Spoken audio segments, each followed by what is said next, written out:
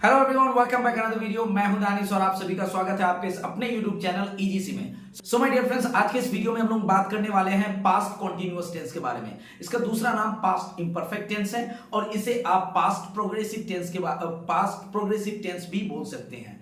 So guys, इससे पहले मैं ऑलरेडी 4 वीडियोस अपलोड कर चुका हूं यूट्यूब पे।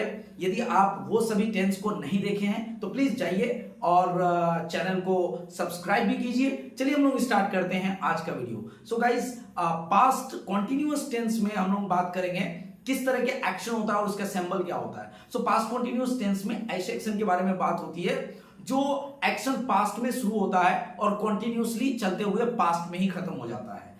जैसे इसका अगर हम लोग सिंबल लेते हैं तो किसी भी हिंदी वाक्य के लास्ट में रहा था, रहे थे, रही थी इत्यादि लगा रहेगा तो हम लोग इसे पास्ट कॉन्टिन्यूअस टेंस समझेंगे। सो पास्ट कॉन्टिन्यूअस टेंस का सिंबल क्या है, एक बार फिर से मैं आपको बता दूं।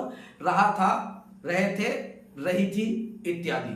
तो किसी भी वाक्य के लास्ट में इनमें से कोई भी अगर एक रहे तो आप इसे समझिएगा कि ये पास्ट कॉन्टिन्यूअस टेंस में है। ओके, चलिए अब इसका हम लोग एक एग्जांपल लेते हैं। जैसे एक दिन मैं कहीं जा रहा था। सो एक दिन मैं कहीं जा रहा था, इस वाक्य के लास्ट में रहा था है। सो डेफिनेटली ये सेंटेंस आपका पास्ट कॉन्टिन्यूअस टेंस में होगा। दूसरा एग्जांपल लेते हैं, वह रो रही थी है, इसका मतलब ये भी सेंटेंस आपका पास्ट कॉन्टिन्यूअस टेंस में है। ओके, चलिए हम लोग शुरू करते हैं पॉजिटिव सेंटेंस से कि इसका पॉजिटिव सेंटेंस का स्ट्रक्चर क्या होगा। सो पॉजिटिव सेंटेंस का स्ट्रक्चर होगा सब्जेक्ट, वाज वर्ब का चौथा फॉर्म और फिर ऑब्जेक्ट या अदर वर्ड हो भी सकता है, नहीं भी हो सकता है। एग्जांपल लेते हैं कि एक दिन मैं कहीं जा रहा था।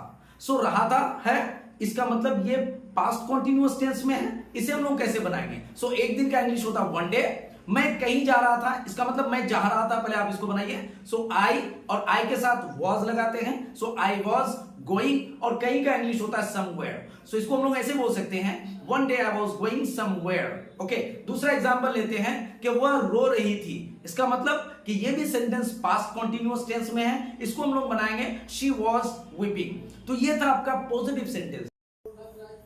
इसके बाद हम लोग सीधे चलते हैं नेगेटिव सेंटेंस की ओर और नेगेटिव सेंटेंस का स्ट्रक्चर होता है सब्जेक्ट, वाज या वर्ब, उसके बाद नेगेटिव के लिए नॉट, चौथा फॉर्म ऑफ वर्ब, उसके बाद ऑब्जेक्ट या अदर वर्ड हो भी सकता है, नहीं भी हो सकता है। एग्जांपल लेते हैं कि वह नहीं खेल रही थी। वह नहीं खेल रही थी, so she was not playing. She was not playing. दूसरा और एग्जांपल लेते हैं कि हम लोग अंग्रेजी नहीं बोल रहे थे। So we were not speaking English. We were not speaking English. और एक एग्जांपल लेते हैं कि राधा मुझसे बात नहीं कर रही थी। So Radha was not talking to me. Radha was not talking to me. तो ये था आपका नेगेटिव सेंटेंस का स्ट्रक्चर और इसके कुछ एग्जांपल्स। अब हम लोग आते हैं सीधे इंट्रोगेटिव सेंटेंस की ओर और इंट्रोगेटिव सेंटेंस का स्ट्रक्चर है वाज या वर, क्योंकि वाज या वर हेल्पिंग वर्ब है, इसलिए हम इसके पहले लेके आते हैं वाज या वर, सब्जेक्ट, वर्ब का चौथा फॉर्म, उसके बाद ऑब्जेक्ट या अदर वर्ड हो भी सकता है, नहीं भी हो सकता है। इसका एग्जांपल लेते हैं, क्या आप क्रिकेट खेल रहे थे।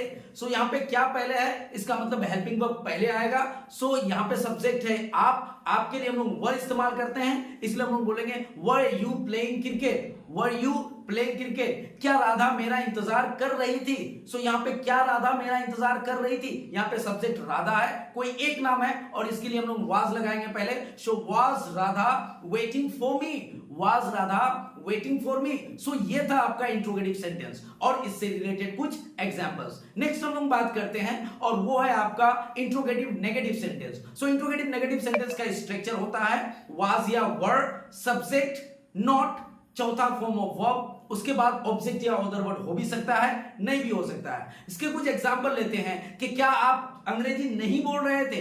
क्या आप अंग्रेजी नहीं बोल रहे थे। सो इसको हम लोग कैसे बनाएंगे, were you not speaking English. Were you not speaking English. Next example लेते हैं कि क्या मैं क्रिकेट नहीं खेल रहा था। So was I not playing cricket. Was I not playing cricket. Next लेते हैं और वो है आपका WH सेंटेंस। सो WH सेंटेंस का स्ट्रक्चर होता है WH वर्ड, वाज या वर, सब्जेक्ट, वर्ब का चौथा फॉर्म, ऑब्जेक्ट या अदर वर्ड हो भी सकता है, नहीं भी हो सकता है। इसका एग्जांपल लेते हैं कि आप कैसे बोल रहे थे। आप कैसे बोल रहे थे। So how are you speaking, how are you speaking. Next लेते हैं कि वह कैसे क्रिकेट खेल रही थी। So how was she playing cricket, how was she playing cricket. तो ये था आपका WH सेंटेंस।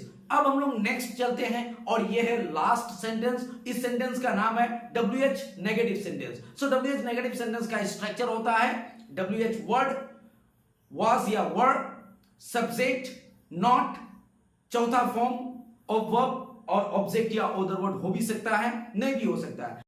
इसका एग्जांपल लेते हैं, आप क्यों नहीं क्रिकेट खेल रहे थे। So why were you not playing cricket, why were you not playing cricket. Next example लेते हैं कि वह कैसे नहीं मुझसे बात कर रही थी, वह कैसे नहीं मुझसे बात कर रही थी। So how was she not talking to me, how was she not talking to me.